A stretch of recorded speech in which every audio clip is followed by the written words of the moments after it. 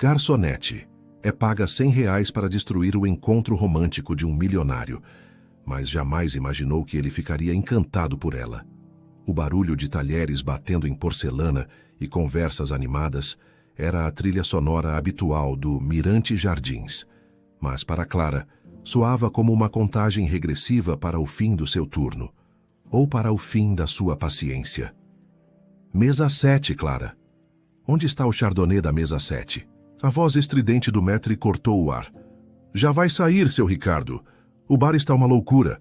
Ela gritou de volta, equilibrando 3 pratos de risoto no antebraço e desviando de um colega apressado.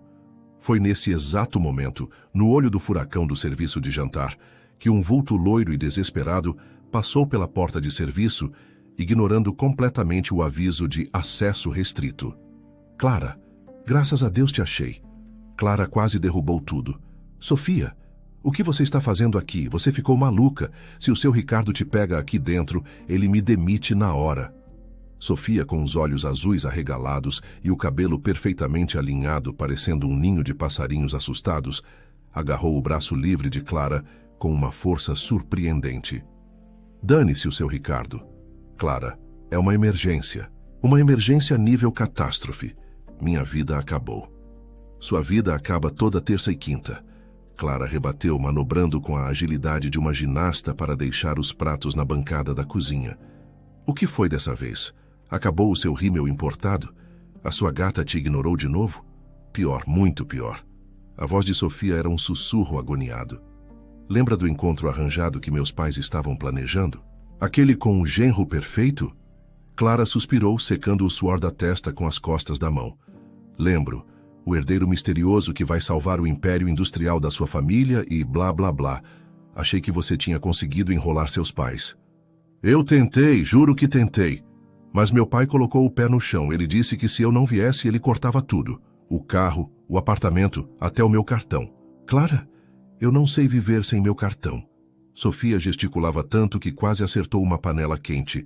E o pior de tudo, o encontro é hoje. É aqui, daqui a... Ela olhou para o relógio de pulso cravejado de brilhantes. 15 minutos. O queixo de Clara caiu. Aqui, no meu trabalho, você só pode estar de brincadeira. Eu queria que fosse. Sofia choramingou.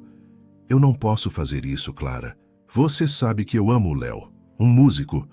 Meus pais teriam um infarto se soubessem. Ele não tem um tostão furado, mas ele me entende, ele me faz rir. Eu não posso conhecer esse Arthur Monteiro. Não posso. Clara sentiu uma pontada de pena da amiga, mas sua própria realidade era muito mais urgente. Sinto muito, amiga, de verdade. Mas o que você quer que eu faça? Eu tenho um aluguel para pagar amanhã. E se eu não voltar para o salão agora, vou ter que morar com o Léo e a banda dele. Sofia pareceu ter uma iluminação divina. Seus olhos brilharam com uma ideia maluca. O tipo de ideia que só ela poderia ter. Ela abriu sua bolsa de grife e começou a remexer freneticamente. É isso, você. Você vai me salvar, ela exclamou. Eu? Como? Vou servir um veneno para o cara? Clara brincou, mas Sofia estava mortalmente séria. Quase isso. Você vai destruir o encontro, ela disse, tirando da bolsa um batom, um celular e finalmente 2 notas amassadas de R$ 50. É tudo o que eu tenho comigo. R$ 100. É seu. Clara olhou para o dinheiro e depois para a amiga, confusa. R$ 100 para quê? Para te ouvir surtar ao vivo? Não, sua boba. Sofia empurrou o dinheiro na mão de Clara. É para você ser a pior garçonete da história do mundo. Eu quero que você vá até a nossa mesa e tenha um surto de sinceridade. O quê? Um surto de sinceridade, Sofia repetiu animada. Você vai ser minha garçonete. E quando ele perguntar sobre mim ou sobre qualquer coisa, você vai contar umas verdades, um pouco exageradas. Diz que eu ronco que nem um trator, que eu falo dormindo sobre pão de queijo, que a minha última tentativa de cozinhar quase causou um incêndio de proporções épicas. Fala que eu sou mimada, que eu não sei a diferença entre um boleto e um bilhete de loteria. Destrói a minha imagem, faça ele pensar que eu sou a pessoa mais insuportável do planeta. Clara ficou em silêncio por um instante, processando a loucura do plano. Era absurdo, era antiético, era brilhante. E os R$ 100 na sua mão pareciam queimar. Era exatamente o que faltava para completar o aluguel do seu pequeno apartamento. Aquele dinheiro significava mais uma semana de paz, sem a cara feia do proprietário. Você quer que eu minta e te humilhe na frente de um estranho por R$ 100? Clara perguntou, um pequeno sorriso começando a se formar no canto de seus lábios. Exatamente, Sofia confirmou radiante. Mas tem que ser rápido, menos de 10 minutos. Eu quero que ele saia correndo daqui e nunca mais queira ouvir meu nome. Você consegue? Por favor, Clara, pela nossa amizade e pelo seu aluguel. Clara olhou para o dinheiro, depois para o rosto suplicante da melhor amiga. A adrenalina começou a correr em suas veias. Seria o serviço mais estranho e perigoso de sua carreira, mas talvez fosse também o mais divertido. Tudo bem, ela disse, dobrando as notas e guardando no bolso do avental. Mas se eu for demitida, você vai ter que me sustentar. E eu como bastante. Sofia a abraçou com força. Você é a melhor amiga do mundo. Ele está chegando, vou para a mesa. Mesa 12, perto da janela, capricha no desastre. Enquanto Sofia saía sorrateiramente da cozinha, Clara respirou fundo. Ela espiou pelo visor da porta e viu a amiga se sentar. Logo em seguida, um homem alto, de terno impecável e que parecia ter saído da capa de uma revista, aproximou-se da mesa. Era ele, Arthur Monteiro. Seu Ricardo passou por ela, lançando um olhar fulminante. Mesa 12, Clara. O cliente acabou de chegar. Seja rápida e eficiente. Clara forçou seu melhor sorriso profissional. Pode deixar, seu Ricardo. Esse cliente vai ter uma noite que ele jamais vai esquecer. Ela pegou seu bloco de notas, ajeitou o avental e caminhou em direção à mesa 12, o coração batendo como uma escola de samba. O show estava prestes a começar. Clara sentia cada passo em direção à mesa 12, como se estivesse caminhando na prancha de um navio pirata. O homem, Arthur, era ainda mais intimidador de perto. Tinha um queixo forte, olhos castanhos que pareciam analisar tudo, e um ar de tranquilidade que a deixava nervosa. Ele era o tipo de homem que não frequentava o restaurante, ele provavelmente era dono de um. Sofia, por outro lado, parecia uma atriz prestes a receber um prêmio, forçando um sorriso tão tenso que parecia que ia quebrar. R$ 100, Clara sussurrou para si mesma, como um mantra. É só um teatrinho por R$ 100. Ela parou ao lado da mesa, abrindo o bloco de notas com um floreio exagerado. Boa noite.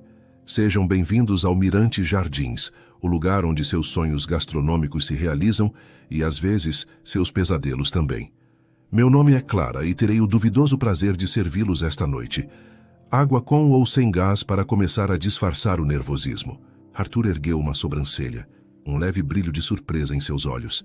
Sofia engasgou com o ar. Clara! Ela sibilou, fuzilando-a com o olhar.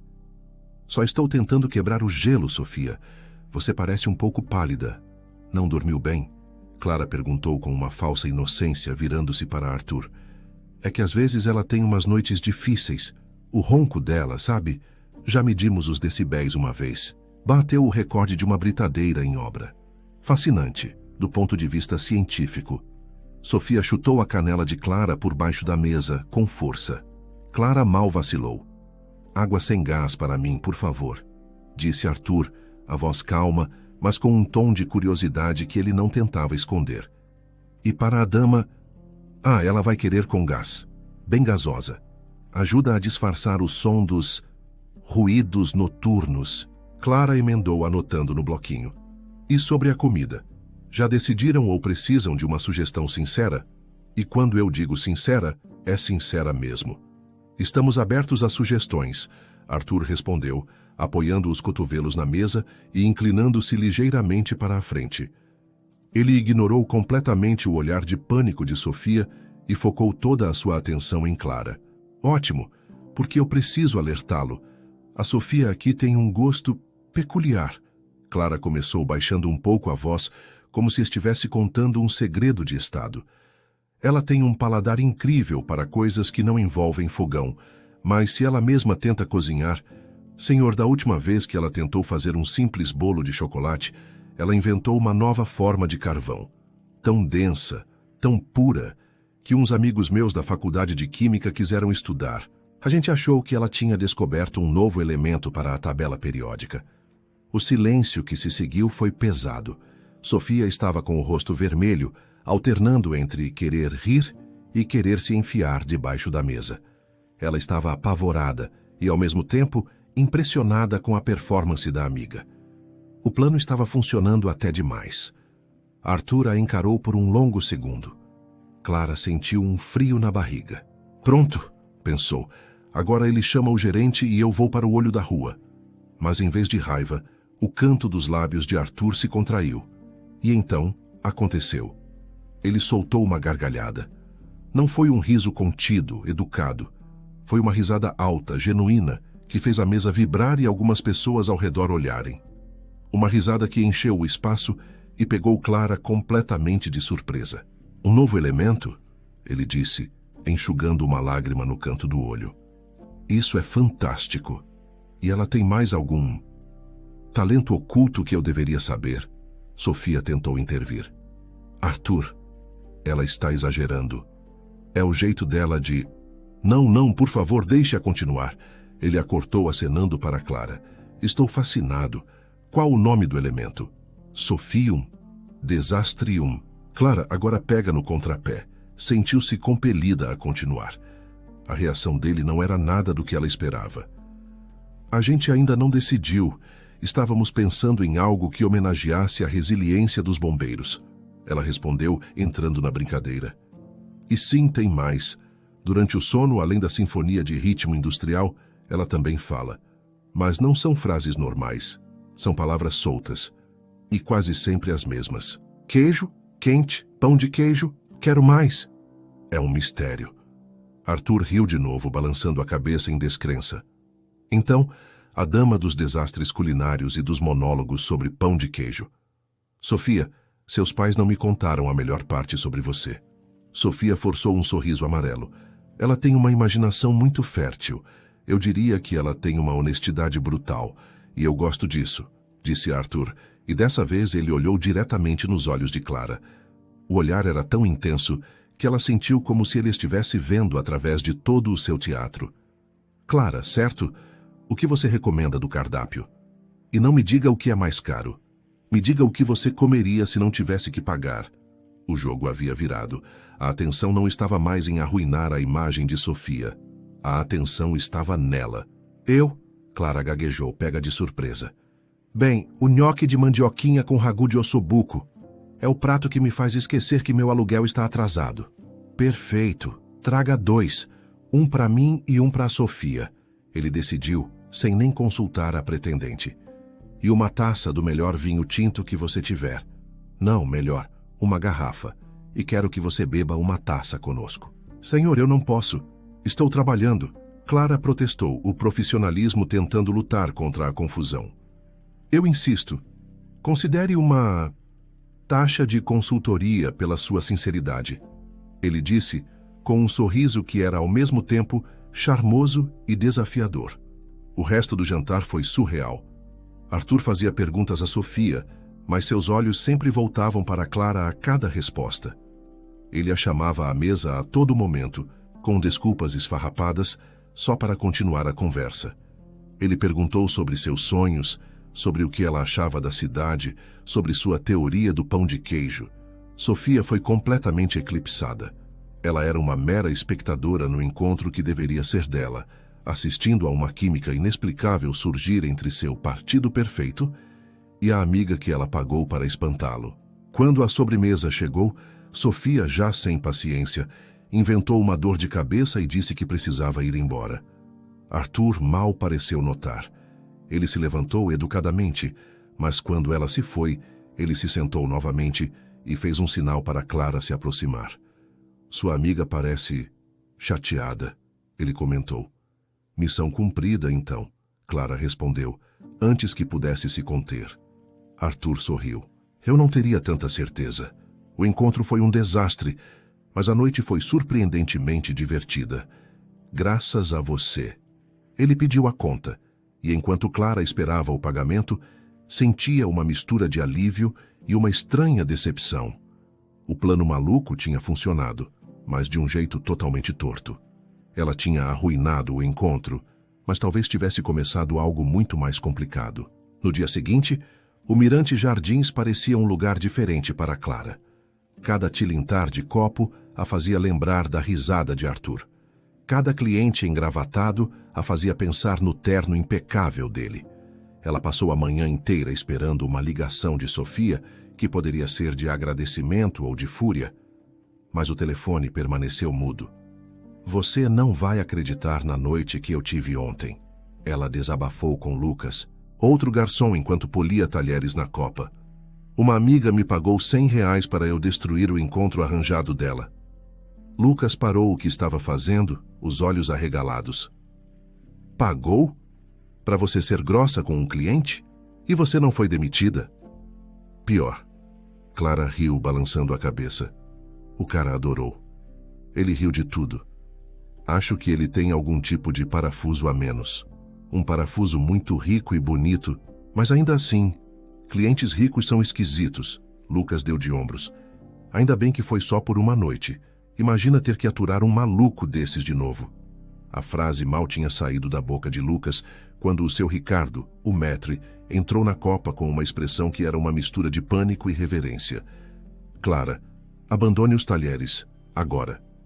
O que foi, seu Ricardo? Aconteceu alguma coisa? Ela perguntou preocupada. Aconteceu que tem um cliente na recepção. Um cliente importante, e ele está pedindo especificamente por você. Ele exige sentar na sua sessão. O coração de Clara deu um salto e caiu no estômago. Não podia ser. Que cliente? Ela perguntou, a voz um fio. O mesmo da mesa 12 de ontem à noite. O senhor Monteiro. Clara sentiu o sangue fugir de seu rosto. Ele voltou, sozinho. A primeira coisa que pensou foi: ele veio se queixar. Ele pensou melhor e agora vai me expor na frente de todo mundo e eu vou ser demitida. Manda ele para a sessão do Lucas. Eu não estou me sentindo bem. Ela tentou, mas o olhar de seu Ricardo era de aço. Ele foi muito claro, Clara. Ou é você ou ele vai embora e deixa uma reclamação formal sobre o péssimo atendimento da gerência. Agora vá. E pelo amor de tudo o que é sagrado, não fale sobre roncos ou pão de queijo. Com as pernas tremendo, Clara caminhou para o salão. Lá estava ele, de pé, vestindo uma camisa social azul clara que realçava seus olhos. Ele parecia ainda mais relaxado e confiante do que na noite anterior. Ao vê-la, ele abriu um sorriso largo. Clara, que bom te ver. Achei que talvez você não trabalhasse hoje. E quase acertei na previsão, ela murmurou pegando um cardápio. O senhor por aqui de novo? Esqueceu alguma coisa ontem? A dignidade, talvez? Ele riu, seguindo-a até uma mesa mais reservada. Pelo contrário, acho que encontrei algo. Por favor. Ele se sentou e empurrou o cardápio que ela ofereceu de volta para ela. Não preciso disso. Vai comer o cardápio? É uma nova moda vegana que eu não estou sabendo? Ela retrucou, o nervosismo a deixando mais sarcástica. Não. Hoje você escolhe para mim. Tudo. A entrada, o prato principal, a bebida. Surpreenda-me ou me desaponte. Contanto que seja uma escolha sua. Clara ficou sem palavras. Aquele homem era inacreditável. Ele estava entregando a ela o controle total, um gesto que a desarmou completamente. Ela o encarou tentando decifrar seu jogo.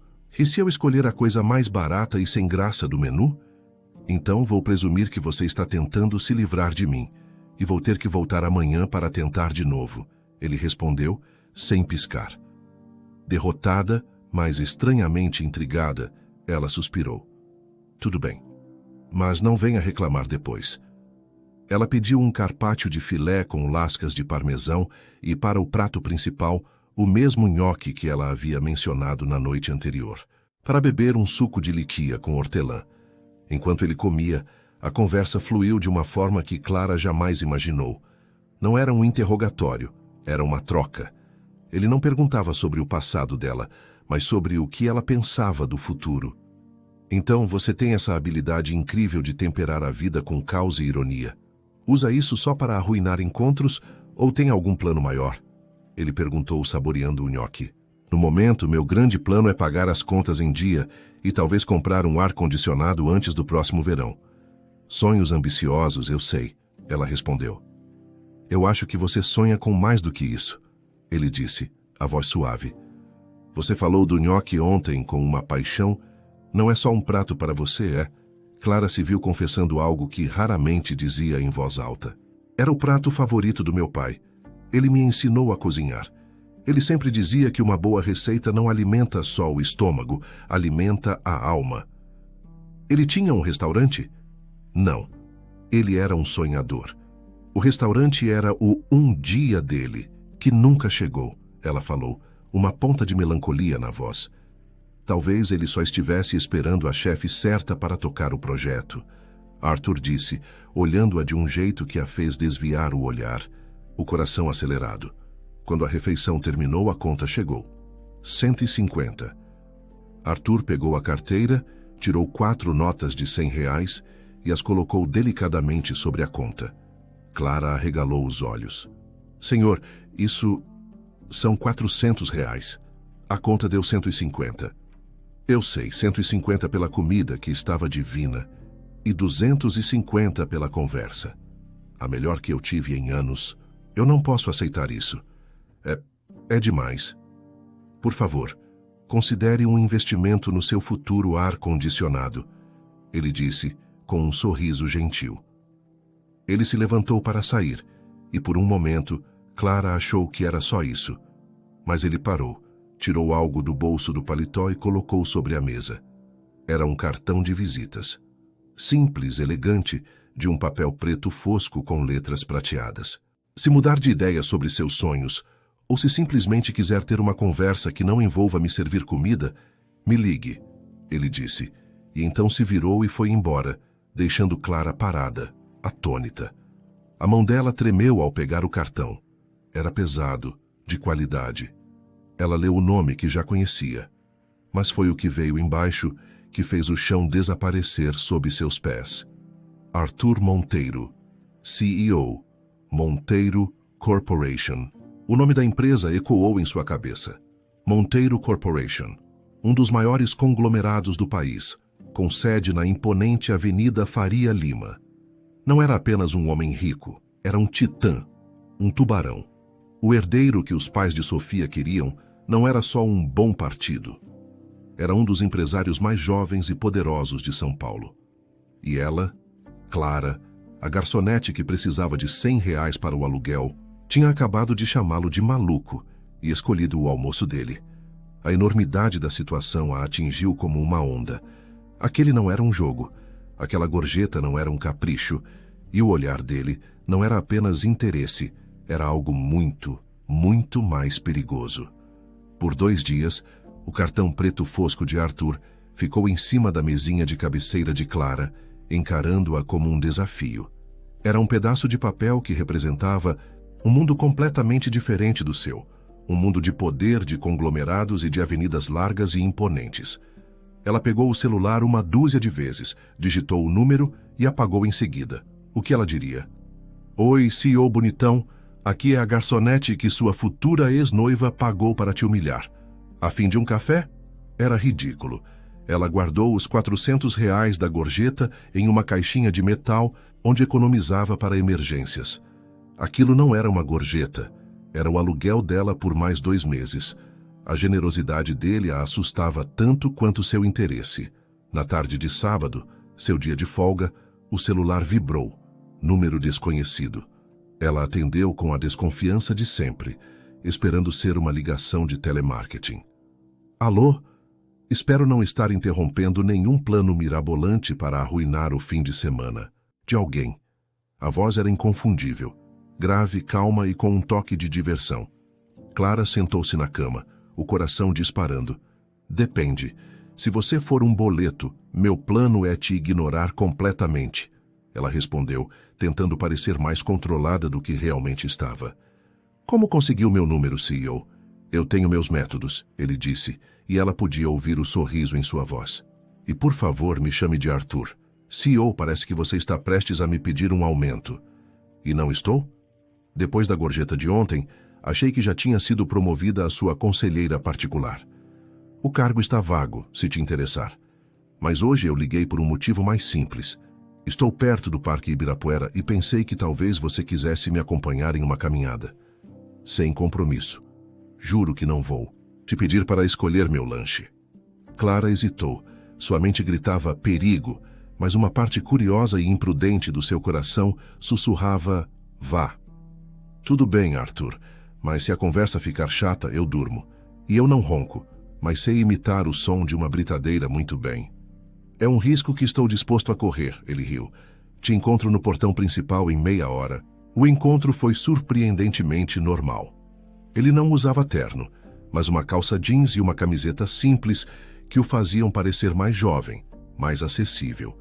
Eles caminharam sob as árvores, falando sobre coisas banais, filmes, música, o sabor horrível do sorvete de jiló que um vendedor tentou lhes empurrar.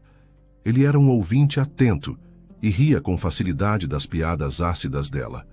Por um momento, ela se esqueceu de quem ele era. Ele era apenas Arthur, um homem com um sorriso fácil e um olhar gentil. Foi então que o céu de São Paulo decidiu participar da história. Em questão de segundos, nuvens escuras cobriram o sol e um toró de verão desabou sobre eles. A chuva era forte, implacável, encharcando-os completamente em um piscar de olhos. Típico! Clara gritou em meio à ventania, rindo do absurdo da situação. Algum abrigo por perto? Arthur gritou de volta com os cabelos já colados na testa. Só um, o meu, ela respondeu. É perto daqui na Vila Madalena. Se você não se importar com um pouco de bagunça charmosa. Eles correram pelas ruas, rindo como duas crianças, e subiram as escadas do prédio antigo onde ela morava. Assim que entraram no pequeno apartamento, a tempestade pareceu ficar do lado de fora. O lugar era minúsculo, um conjugado com a cozinha e o quarto dividindo o mesmo espaço, mas era inegavelmente o lar dela. Havia uma pilha de livros torta ao lado do sofá, fotos de seus pais na estante e um cheiro de café passado no ar. Clara se sentiu subitamente constrangida.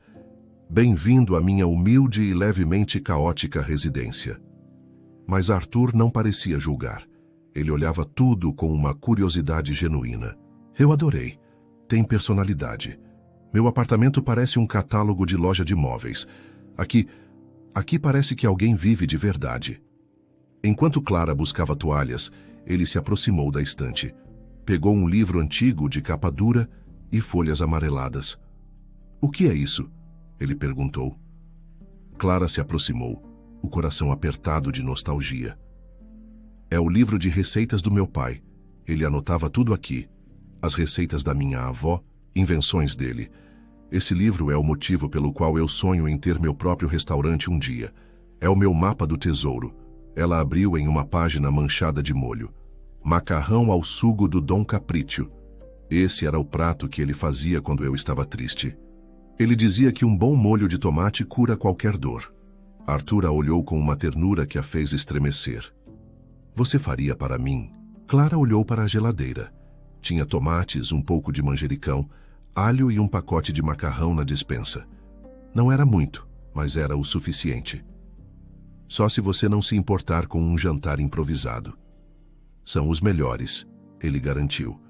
Enquanto ela cozinhava na pequena cozinha, ele se sentou no balcão observando-a. A conversa ficou mais profunda, mais íntima. Falaram sobre perdas, sobre sonhos e sobre o peso das expectativas. Em pouco tempo, o cheiro de alho e manjericão encheu o apartamento, misturando-se com o som da chuva lá fora. Ela serviu o macarrão em 2 pratos simples. Eles comeram ali mesmo, no balcão. Arthur fechou os olhos na primeira garfada. Uau! Tão ruim assim? Ela brincou. Clara, isso é, sem a menor sombra de dúvida, a melhor refeição que eu como há meses, talvez anos.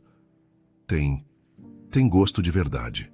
Naquele momento, a distância entre seus mundos pareceu desaparecer. Eram apenas 2 pessoas dividindo uma refeição simples em um dia de chuva. A atração entre eles era uma corrente elétrica no ar. Arthur se inclinou e ela sentiu que ele ia beijá-la. Foi quando a porta se abriu com um estrondo. Amiga, você não vai acreditar.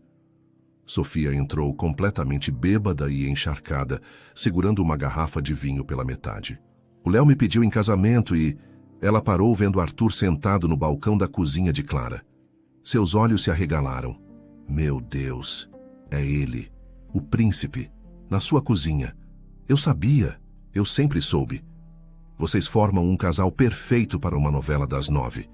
Eu sou o Cupido. O momento mágico se quebrou em 1000 pedaços cômicos. Clara escondeu o rosto nas mãos, morrendo de vergonha. Arthur, para o seu crédito, apenas riu. Ele se levantou calmamente. Acho que essa é a minha deixa para ir embora, ele disse. Sofia, parabéns pelo noivado. Ele caminhou até Clara, que ainda estava paralisada. Ele gentilmente tirou as mãos do rosto dela. Obrigado pelo jantar e por me mostrar seu tesouro. E então ele se inclinou e depositou um beijo terno em sua testa. Um beijo que era mais íntimo e devastador do que qualquer beijo na boca poderia ser. Me liga. Ele sussurrou e saiu, deixando-a com o coração aos pulos, a cabeça cheia de dúvidas e uma amiga bêbada cantando músicas românticas na sua sala. As semanas seguintes transformaram o Mirante Jardins no teatro particular de Arthur Monteiro. Pelo menos 3 vezes por semana, ele aparecia para o almoço sempre sozinho e sempre pedia para sentar na sessão de Clara. A rotina era a mesma. Ele não olhava o cardápio, apenas dizia: me surpreenda, Clara. E ela escolhia seu prato. A conversa deles era um espetáculo à parte, uma dança de farpas inteligentes e sorrisos discretos que não passava despercebida. A fofoca corria solta entre os funcionários. Ele está completamente na sua, garota. Lucas cochichou para ela um dia, enquanto guardavam pratos limpos. O homem mais poderoso da Faria Lima virou freguês de carteirinha só para te ver. Isso é história de cinema. Ele só gosta da comida. Clara desconversava, mas o rubor em seu rosto atraía. Até o seu Ricardo, o maître ranzinza, havia mudado de atitude. Ele tratava Clara com um respeito recém-descoberto, como se ela fosse a guardiã de um segredo valioso. A presença constante de Arthur a deixava em um estado de alerta permanente. Era emocionante e aterrorizante na mesma medida. Ela sentia que estava à beira de um precipício e não sabia se o próximo passo a faria voar ou despencar. Em uma tarde ensolarada de sua folga, Clara foi a um parque perto de casa, um refúgio para colocar os pensamentos em ordem. Levou consigo o velho livro de receitas de seu pai e um livro novo que comprara com o dinheiro da gorjeta de Arthur. Gestão de restaurantes, do sonho ao lucro. Ela se sentou em um banco debaixo de uma árvore frondosa e mergulhou na leitura, fazendo anotações em um caderno. Estudando para se tornar minha concorrente? A voz a fez pular. Arthur estava parado na sua frente, vestido casualmente, com um sorriso divertido no rosto. O que você está fazendo aqui? Ela perguntou, fechando o livro instintivamente, como se tivesse sido pega em flagrante. Está me seguindo agora, CEO? Foi uma coincidência, mas uma coincidência muito oportuna, ri Said, sentando-se ao lado dela no banco. Ele olhou para o livro em seu colo. Gestão de restaurantes. Então, o sonho é sério. Não é apenas uma história bonita sobre seu pai. É a única coisa que é realmente séria na minha vida, ela admitiu, a voz mais baixa. Ele ficou em silêncio por um momento, olhando para o movimento do parque. Então, ele se virou para ela, o olhar intenso e focado. Clara, eu não acredito em sonhos que ficam guardados em livros antigos ou em cadernos de anotações. Eu acredito em transformá-los em realidade. É fácil falar quando se tem dinheiro para construir qualquer realidade que se queira. Ela retrucou, um tom amargo na voz. Exatamente, ele concordou sem se abalar. E é por isso que estou aqui. Eu quero fazer uma proposta de negócio. Clara o encarou desconfiada. Que tipo de proposta? Eu quero ser seu investidor. Quero abrir o seu restaurante, ele disse, as palavras diretas como uma flecha. O mundo de Clara parou. O barulho do parque, as crianças rindo, os cachorros latindo, tudo desapareceu. Ela só conseguia ouvir o zumbido do seu próprio sangue nos ouvidos. Você... o quê? Ela gaguejou. Você ouviu bem, ele continuou, a voz firme e séria. Não estou falando de um empréstimo ou de um presente. Estou falando de uma sociedade. Eu entro com o capital, com toda a parte burocrática e financeira que eu sei que é um pesadelo. Eu seria o sócio capitalista silencioso. Você seria a alma do negócio, a chefe, a dona, o nome na porta. O lugar seria seu. Eu só ficaria nos bastidores, garantindo que você tenha tudo o que precisa para fazer sua mágica. A oferta era tudo o que ela sempre sonhou. Era um bilhete dourado, uma chance em 1 milhão. E a primeira reação dela foi uma onda de fúria e orgulho.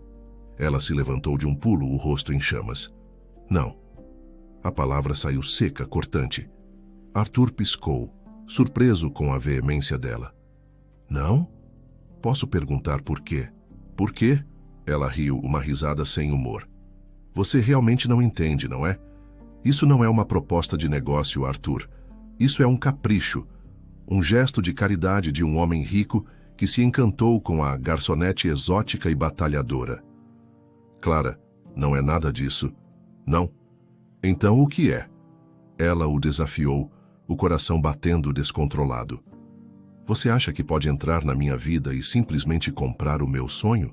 O sonho pelo qual eu trabalho 12 horas por dia? O sonho que meu pai nunca pôde realizar? Eu não aceito esmolas, Arthur, especialmente esmolas embrulhadas em papel de proposta de negócio. O medo por trás da raiva começou a transparecer em sua voz trêmula. E depois? O que acontece quando você se cansar do seu novo brinquedo? Quando a novidade acabar e você voltar para o seu mundo de reuniões e jatinhos particulares?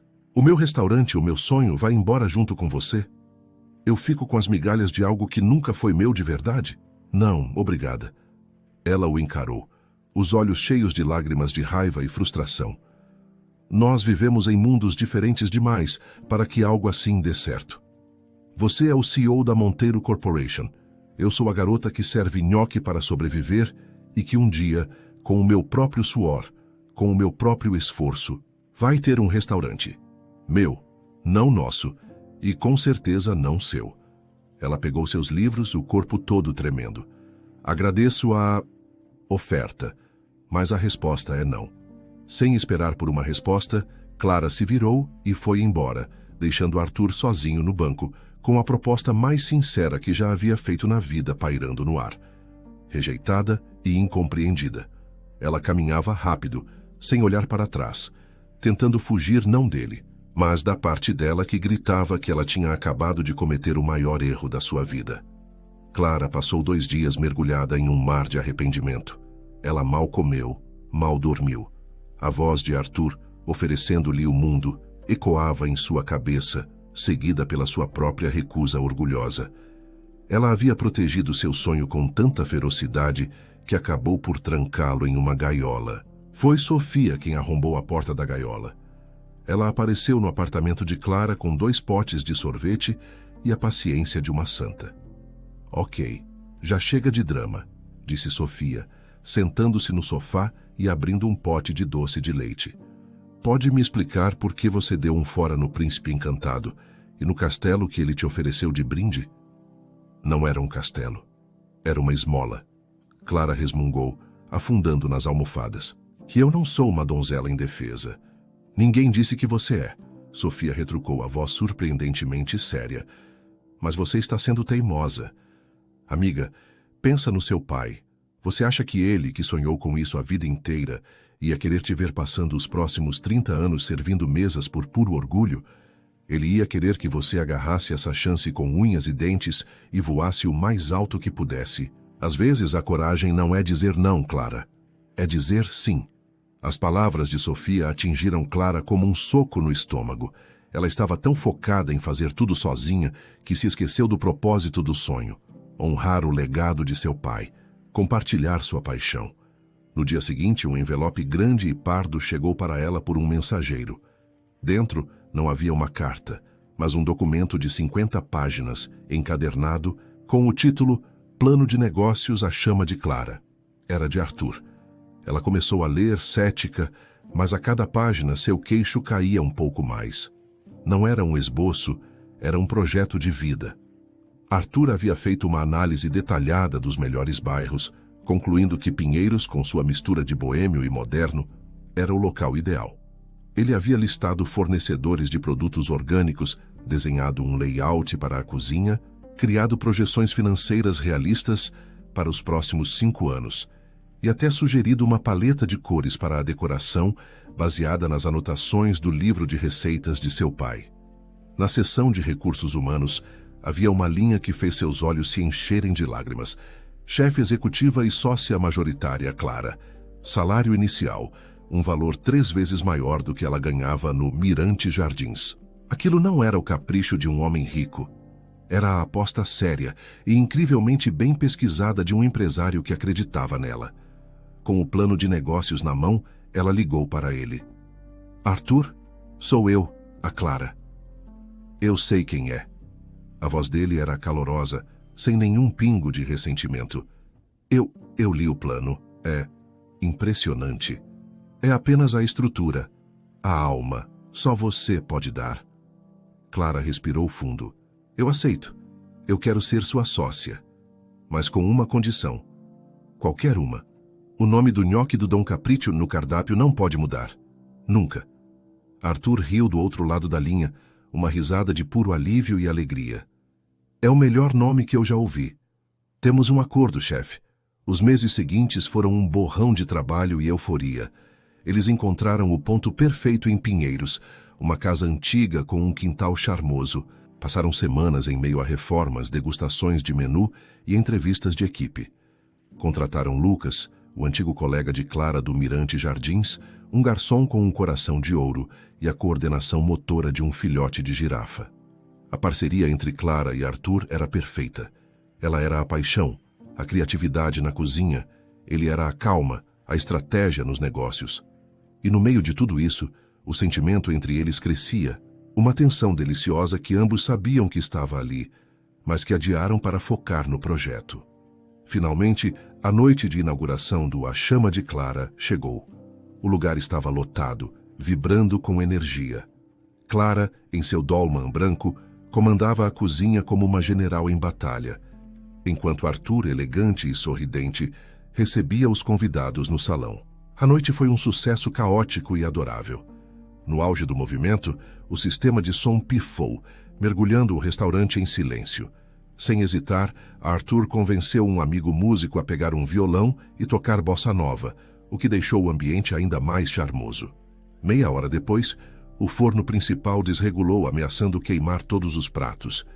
Clara, sob pressão, improvisou uma nova sobremesa fria que acabou se tornando o maior sucesso da noite. O auge do caos, no entanto, foi protagonizado por Lucas. Ao tentar servir 2 pratos de risoto de açafrão para uma mesa de críticos gastronômicos, ele tropeçou em um pé de cadeira. Os pratos voaram e se espatifaram em uma parede branca, criando o que um cliente, rindo, chamou de uma instalação de arte culinária. No final da noite, com o restaurante quase vazio e a equipe exausta, mas feliz, Clara encontrou Arthur no quintal dos fundos. A adrenalina ainda corria em suas veias. Sobrevivemos, ela disse, rindo. Nós mais do que sobrevivemos. Nós brilhamos, ele respondeu, aproximando-se dela. A luz da lua iluminava seu rosto. Eu nunca estive tão orgulhoso de alguém em toda a minha vida, Clara. A tensão que eles vinham ignorando por meses finalmente explodiu. Ele segurou o rosto dela com as 2 mãos e a beijou. Foi um beijo apaixonado, cheio de alívio, de promessas e de todo o sentimento contido. O mundo pareceu parar. E foi exatamente nesse instante que Lucas passou correndo pela porta dos fundos, carregando um balde enorme de inox. Ele tropeçou no batente, e o conteúdo do balde voou em um arco perfeito, aterrissando diretamente sobre o casal. Clara e Arthur se separaram, chocados, e se olharam. Estavam completamente cobertos de molho de tomate. Pedaços de manjericão enfeitavam o cabelo de Arthur. Depois de um segundo de silêncio atônito, eles desataram a rir. Uma risada tão alta e genuína que ecoou pela rua. O que eles não viram foi um cliente na janela, que filmou toda a cena. O beijo apaixonado e o subsequente banho de molho. Ele postou o vídeo no Instagram com a legenda: Caos, paixão e molho de tomate na inauguração do A Chama de Clara, a noite mais autêntica de São Paulo. Na manhã seguinte, eles acordaram não apenas como donos de um restaurante, mas como a história mais comentada da cidade. O desastre havia se tornado a propaganda mais perfeita que o dinheiro jamais poderia comprar. O vídeo do beijo de molho fez do A Chama de Clara um fenômeno. As reservas explodiram e o restaurante se tornou o ponto de encontro mais badalado e autêntico de São Paulo. Todas as noites, Clara e Arthur terminavam o expediente exaustos, às vezes ainda rindo ao encontrar uma mancha de tomate esquecida em algum lugar. Estavam vivendo o auge do sonho, apaixonados e bem-sucedidos. O caos que os uniu parecia ser sua fórmula mágica para o sucesso. Mas a onda de choque do vídeo viral não se limitou às redes sociais. Ela viajou por cabos de fibra ótica até o topo de um arranha-céu de vidro e aço na Faria Lima. No 40º andar, em um escritório silencioso e gelado, Helena e Ricardo Monteiro assistiam à cena em uma tela de 80 polegadas. O riso do filho, a imagem da garçonete, o molho vermelho, tudo era um espetáculo de horror para eles. Veja isso, Ricardo, Helena disse, a voz cortante como um caco de vidro. O herdeiro do nosso nome, da nossa história, se rebaixando a essa vulgaridade, e o mundo aplaudindo. Eles não estão rindo com ele, estão rindo dele. Isso não foi um deslize de um jovem apaixonado, Ricardo decretou, desligando a tela com um clique raivoso do controle remoto. Seu rosto era uma máscara de fúria contida. Isso foi um ato de desafio. Ele está nos mostrando que prefere essa serviçal e o circo dela ao legado que preparamos para ele a vida inteira. A convocação veio no dia seguinte. Um e-mail seco e formal intimando Arthur para uma reunião de diretoria, que era o código da família para um confronto sério. Arthur entrou no escritório dos pais, sentindo a mudança de temperatura. O ar era gélido. Seus pais estavam sentados lado a lado atrás de uma enorme mesa de mogno, parecendo dois monarcas prestes a proferir uma sentença. Arthur, começou Ricardo sem nenhum preâmbulo, nós vimos o vídeo, vimos as notícias, vimos a humilhação pública que você nos fez passar. Humilhação? Pai, as pessoas adoraram. O restaurante está bombando. Eu nunca estive mais feliz. Arthur argumentou tentando manter a calma. Felicidade? Helena riu, um som sem alegria. Você chama essa palhaçada de felicidade? Arthur, essa mulher é uma oportunista. Uma golpista inteligente que viu em você um bilhete premiado. Ela te seduziu, te arrastou para o mundo dela e agora está manchando o seu nome. O nosso nome. O nome dela é Clara, e ela é a mulher mais honesta e trabalhadora que eu já conheci. O restaurante é o sonho dela, não meu. Eu sou apenas o sortudo que ela deixou participar. A defesa apaixonada de Arthur apenas endureceu a expressão de seus pais. A sua ingenuidade é comovente e perigosa, disse Ricardo, inclinando-se para a frente. Por isso, vamos tornar as coisas bem simples para você.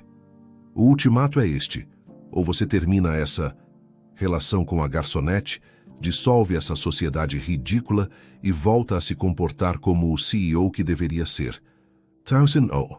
Arthur o desafiou, o queixo erguido. Ou você será removido do cargo de CEO da Monteiro Corporation imediatamente, Helena completou, a voz fria como gelo. E pode ter certeza de que seu nome será o primeiro a ser cortado do testamento da família. Arthur os encarou incrédulo, não pela ameaça, mas pela crueldade. Vocês estão falando sério? Vocês me fariam escolher entre a minha vida e o meu trabalho? Nós estamos te pedindo para escolher entre uma fantasia e o seu dever, entre uma aventureira e a sua família, Ricardo finalizou. Você tem uma semana para nos dar a resposta. Arthur saiu do escritório com o coração pesado, mas a decisão já tomada. Ele não iria abandonar Clara. Mas enquanto ele se preparava para enfrentar a fúria dos pais, a guerra já havia começado em outra frente. Na sexta-feira seguinte, no auge do movimento no restaurante, um homem bem vestido começou a passar mal em sua mesa. Ele gritava de dor, acusando o peixe que comeu de estar estragado. A cena foi dramática e pública. Em minutos, uma ambulância estava na porta e o homem foi levado sob os olhares chocados dos outros clientes. No dia seguinte, a bomba explodiu.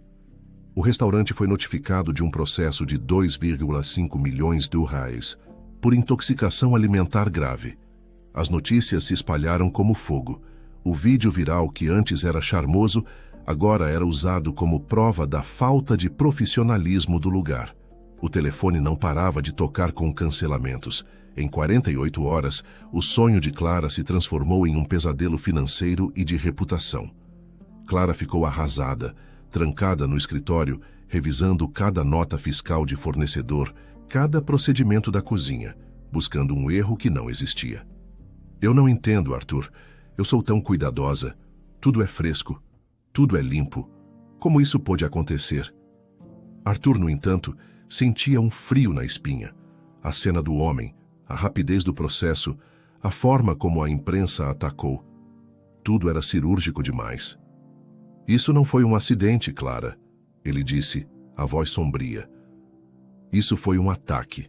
Alguém plantou isso para nos destruir. Ignorando os protestos de Clara de que ele estava sendo paranoico, Arthur contratou o melhor detetive particular que o dinheiro poderia pagar. Ele queria a verdade, não importasse o quão feia ela fosse. A verdade chegou 3 dias depois em um envelope pardo. O mesmo tipo de envelope que continha o plano de negócios que deu início a tudo. Mas o conteúdo deste era veneno. Eram fotos, gravações de áudio e extratos bancários. As fotos mostravam o homem que passou mal entrando no escritório de advocacia dos Monteiro uma semana antes do incidente. Os extratos mostravam uma transferência de uma offshore controlada por seu pai para a conta do homem no valor de R$100 mil. A gravação era a prova final. A voz de sua mãe, Helena, instruindo o homem sobre como tornar a cena o mais convincente possível. Arthur ficou sentado em seu carro com o dossiê no colo, o mundo desmoronando ao seu redor.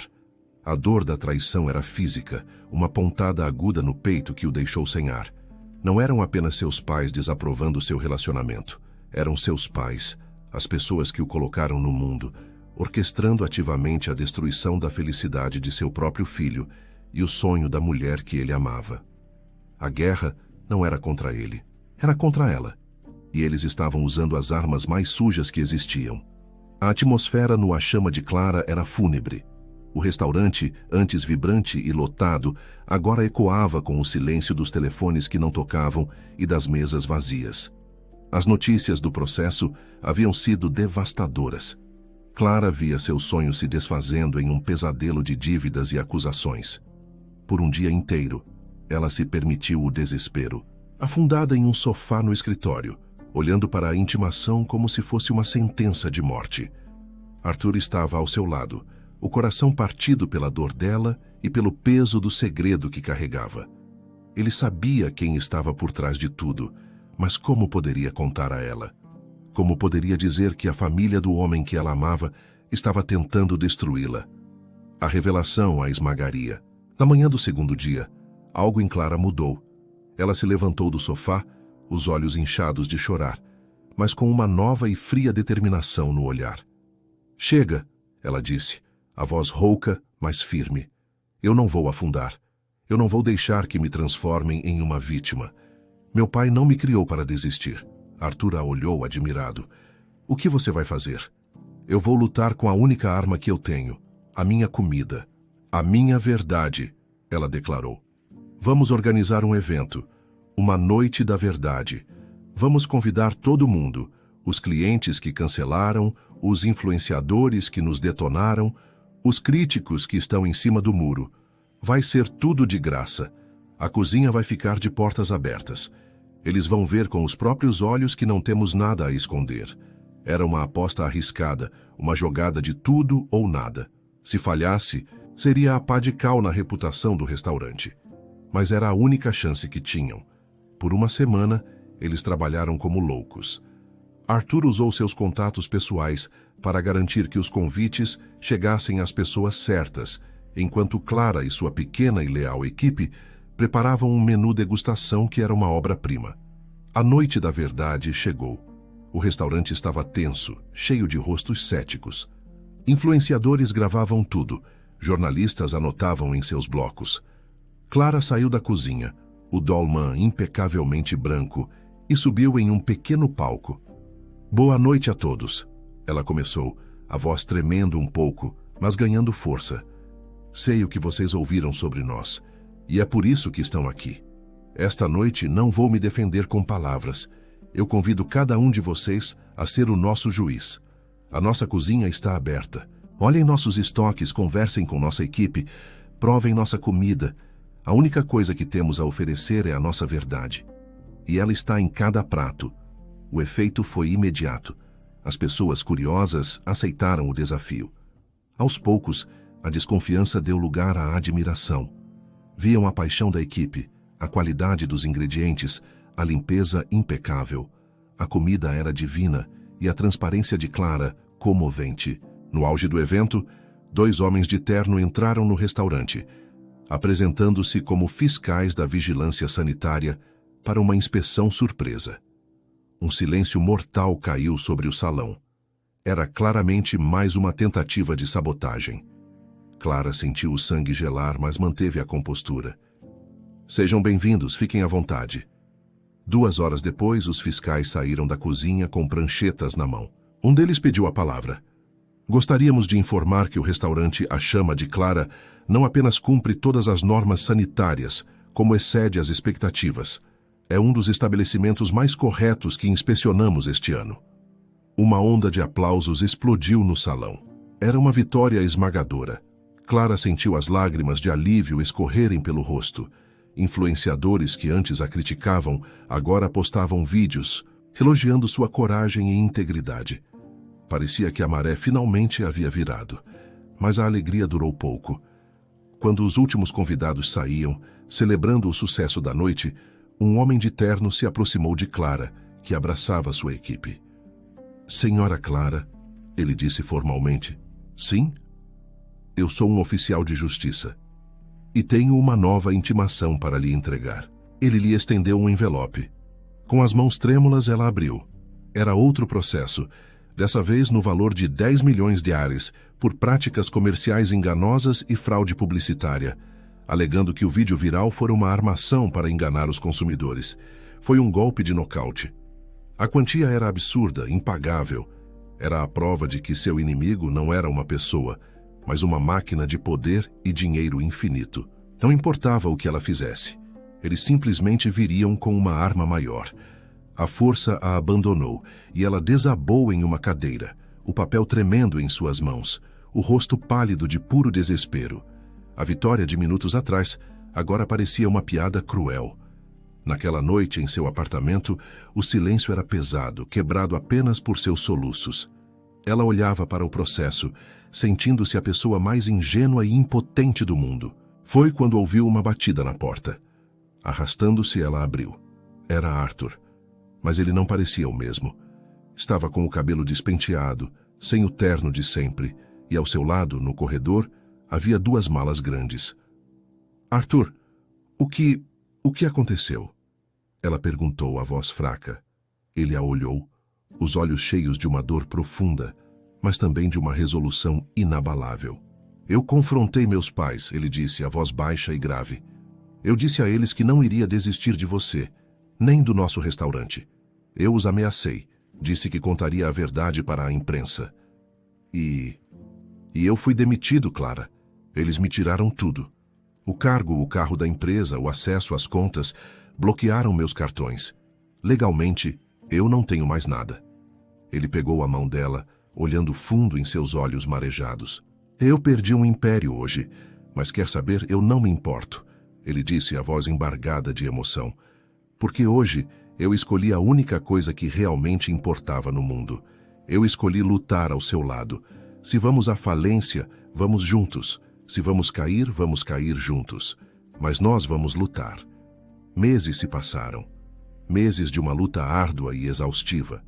Com Arthur ao seu lado, não mais como um CEO investidor, mas como um parceiro de trincheira, lavando pratos, servindo mesas e acalmando o coração de Clara, o A Chama de Clara sobreviveu. Eles se tornaram uma lenda local. A história do casal que abriu mão de um império por amor e por um sonho se espalhou. E os clientes vinham não apenas pela comida excepcional, mas para apoiar a causa. O restaurante se tornou um símbolo de resiliência em São Paulo. A luta os fortaleceu, e o sucesso, mesmo que em menor escala, atraiu um novo tipo de atenção. Um pequeno grupo de investidores independentes, conhecidos por apostar em negócios com alma e propósito, marcou um jantar. Eles estavam interessados em expandir a marca A Chama de Clara, em transformá-la em uma rede de bistrôs. A noite do jantar era crucial.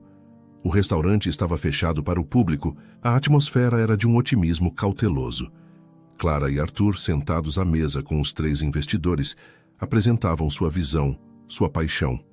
"O que vocês construíram aqui vai além de um restaurante", disse uma das investidoras, uma mulher de olhar astuto. "Vocês criaram uma marca baseada em verdade e coragem. E isso, no mercado de hoje, vale mais do que qualquer receita." Foi nesse momento de esperança que a porta do restaurante se abriu com violência, batendo contra a parede. Ricardo e Helena Monteiro entraram, flanqueados por um advogado de aparência predatória que segurava uma pasta de couro. A temperatura do ambiente despencou. "Peço desculpas por interromper o jantar dos senhores", disse Ricardo, a voz ressoando com uma autoridade arrogante. "Mas como pai deste rapaz e um homem preocupado com a ética nos negócios, sinto que é meu dever cívico alertá-los sobre a farsa em que estão prestes a investir." Helena caminhou lentamente em direção à mesa, os olhos fixos em Clara, cheios de desprezo. "Você é ainda mais audaciosa do que eu pensava, garota. Achou mesmo que conseguiria roubar meu filho, destruir a reputação dele e ainda lucrar com isso?" Arthur se levantou, colocando-se na frente de Clara. "Parem com isso. Vão embora daqui. Vocês não são bem-vindos." "Não se preocupe, não vamos demorar", disse o advogado, abrindo a pasta sobre uma mesa vazia. "Temos aqui um dossiê completo, provas documentais de que a senhorita Clara vem manipulando o Arthur desde o primeiro dia. Temos registros de um pagamento inicial que ela recebeu para se aproximar dele. Temos depoimentos forjados de ex-funcionários." Ele falava alto, para que os investidores ouvissem cada palavra. O plano era claro. Uma execução pública, destinada a pintar Clara como uma golpista e Arthur como um tolo manipulado. Os investidores se entreolharam visivelmente abalados. "Arthur, o que significa isso?" perguntou um deles, a desconfiança manchando seu rosto. "Essas são acusações gravíssimas." Clara sentiu o chão sumir. Eles eram implacáveis. Não importava o que fizessem, seus inimigos sempre teriam mais dinheiro, mais poder, mais mentiras. "É tudo mentira!" Arthur gritou desesperado. "Eles que armaram tudo. Claro que é o que ele diria." Helena sorriu vitoriosa. "Ele está completamente cego por ela." Mas quando a vitória dos Monteiro parecia certa, a porta do restaurante se abriu novamente. Desta vez, quem entrou foi Sofia, vestida para matar, com um olhar triunfante e segurando um pequeno objeto na mão como se fosse uma joia. Um pendrive. "Ué, festa de família e não me convidaram? Que falta de educação!" ela disse, a voz alta e cheia de sarcasmo, enquanto caminhava a passos largos até o centro da sala. Ricardo e Helena a encararam, confusos.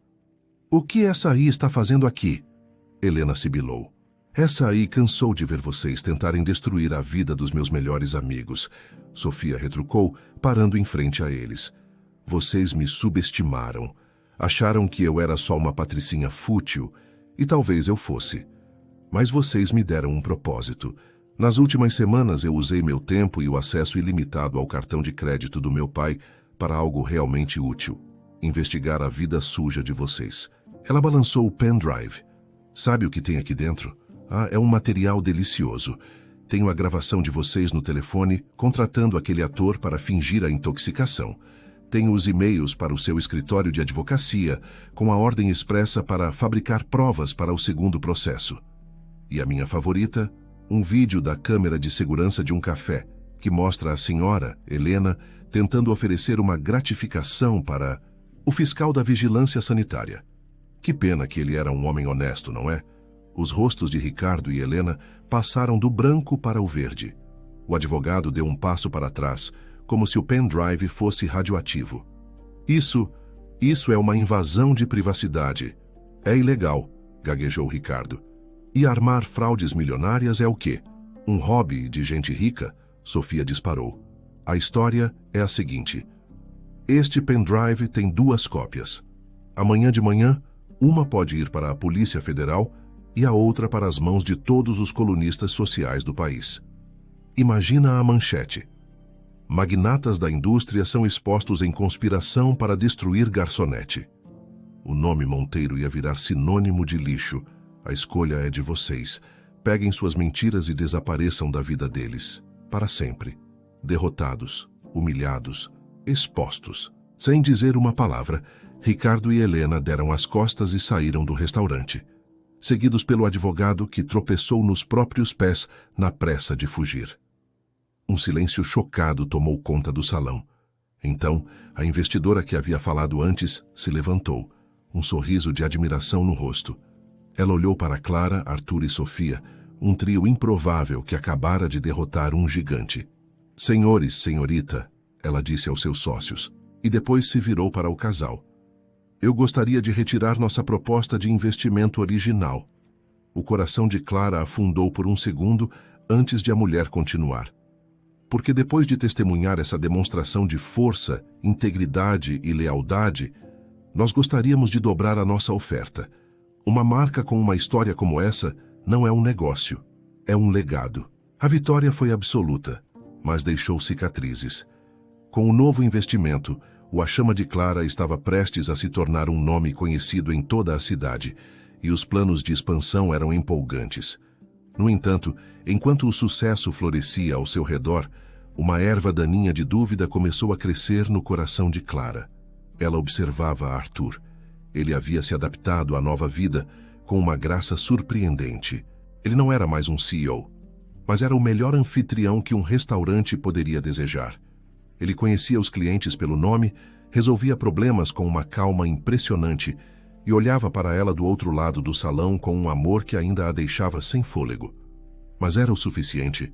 Uma noite depois de um serviço particularmente agitado, ela o viu rindo enquanto limpava uma taça de vinho quebrada.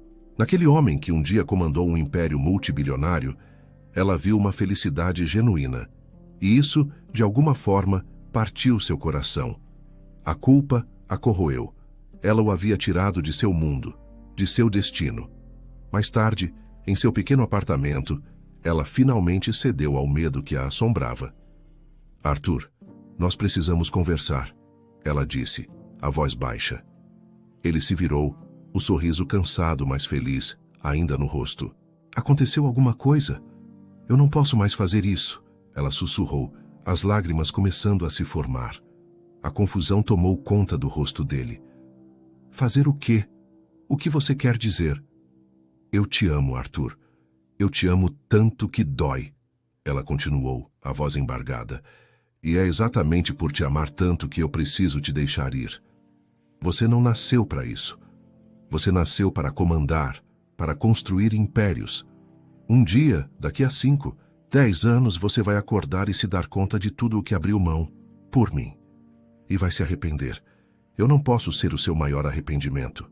Arthur a ouviu em silêncio, a expressão indecifrável. Ele não discutiu, não argumentou, apenas se aproximou, secou uma lágrima do rosto dela e a beijou suavemente na testa. Esteja no restaurante amanhã, 1 hora antes de abrirmos. Por favor, ele pediu, e saiu, deixando-a em um silêncio ainda mais doloroso. No dia seguinte, com o coração em pedaços, ela foi. Encontrou-o parado no meio da cozinha vazia, o coração do seu sonho. Arthur, eu já disse tudo. Não. Ele a interrompeu, a voz suave, mas firme. Você não disse. Você só listou seus medos. Agora eu vou te dizer a minha verdade. E então, para o choque completo de Clara, ele se ajoelhou. Ali mesmo, no chão quadriculado da cozinha, entre o fogão e a bancada de inox, ele tirou uma pequena caixa do bolso. Uma vida de avental e panelas? Ele disse, abrindo a caixa para revelar um anel simples, mas elegante. Clara, nos meus 30 anos de vida, esta é a única vida real que eu já tive. Antes de você, eu vivia em uma redoma de vidro, seguindo um roteiro que não escrevi. Você não me tirou de um império. Você me salvou dele. Você me ensinou o que é paixão, o que é lutar por algo de verdade. O meu maior arrependimento seria passar um único dia sem você. Eu não quero o meu antigo mundo de volta. Eu quero o nosso, para sempre. Casa comigo? Clara chorou, um choro de alívio, de amor, de pura e avassaladora felicidade. Ela não conseguiu falar, apenas assentiu com a cabeça freneticamente enquanto ele colocava o anel em seu dedo. Ainda assim, a turbulência emocional a deixou exausta. Com a bênção de Arthur, ela tirou 3 dias para si mesma. Foi para Campos do Jordão, sozinha, para respirar o ar frio da montanha e colocar a cabeça no lugar. Lá, em meio à paz das araucárias, ela entendeu. Sua identidade não estava mais separada da dele. Tentar salvá-lo dela era uma forma de autossabotagem, um eco do trauma que haviam superado. Sua felicidade e a dele estavam entrelaçadas, como os ingredientes de uma receita perfeita. Ela voltou, renovada e certa de sua decisão. A reconciliação foi doce e silenciosa, um entendimento que não precisava de palavras. 1 mês depois, o A Chama de Clara foi palco da maior festa de sua história. Uma celebração pelo noivado e pelo novo contrato de expansão. Sofia, radiante, estava lá com seu noivo músico. Lucas, o garçom, conseguiu servir a noite inteira sem derrubar nada. A alegria era contagiante. No meio da festa, um silêncio repentino se instalou. Ricardo e Helena Monteiro estavam parados na porta. Eles pareciam mais velhos, abatidos. Caminharam lentamente até o centro do salão. Nós sabemos que não temos o direito de estar aqui. Ricardo começou, a voz surpreendentemente humilde, dirigida a todos, mas com os olhos em seu filho. Quase perdemos o Arthur por causa da nossa arrogância, do nosso preconceito. Não há desculpas para o mal que causamos. Helena então se virou para Clara, os olhos marejados. Você não roubou nosso filho, Clara. Você o fez feliz. Você o tornou um homem melhor do que nós jamais conseguiríamos e nos mostrou o quão vazia era a nossa vida. Se vocês puderem um dia nos perdoar, gostaríamos de tentar ser a família que ele merece. Clara olhou para Arthur, que assentiu. Com um gesto de pura graça, ela caminhou até eles e os abraçou. A família, antes quebrada, começava a se curar. Horas mais tarde, a festa acabou. Os últimos funcionários foram embora, deixando o restaurante mergulhado em uma penumbra silenciosa. Uma música suave ainda tocava ao fundo. Arthur estendeu a mão para sua noiva. Me concede esta dança, chefe? Eles dançaram lentamente no meio do salão vazio, entre as mesas e cadeiras que testemunharam sua luta e sua vitória. Aquele lugar não era apenas um negócio, era o símbolo de tudo o que haviam construído. Um amor que começou com um acordo de R$ 100, foi testado por sabotagens e temperado por um banho de molho de tomate. Um amor que, como a melhor receita brasileira, foi construído com paixão, uma generosa pitada de caos e muito, muito sabor.